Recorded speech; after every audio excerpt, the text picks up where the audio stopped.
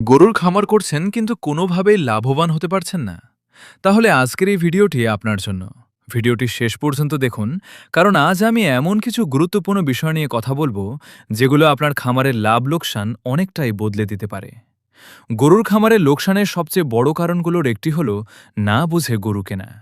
অনেকেই শুধু কম দাম দেখে হাটবাজার থেকে গরু কিনে আনেন, কিন্তু কম দামে কিনলেই যে লাভ হবে এমনটা নয়।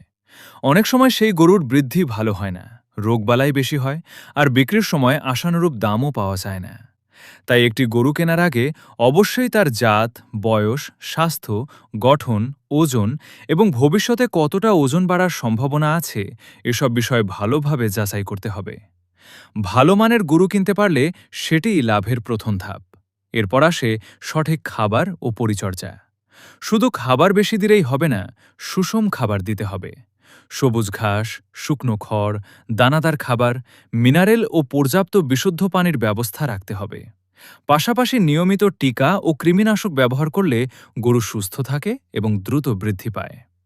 আরেকটি গুরুত্বপূর্ণ বিষয় হল খরচের হিসাব রাখা। অনেক খামারই কত টাকা খরচ করছেন, কত টাকা আয় হচ্ছে এসব লিখে রাখেন না।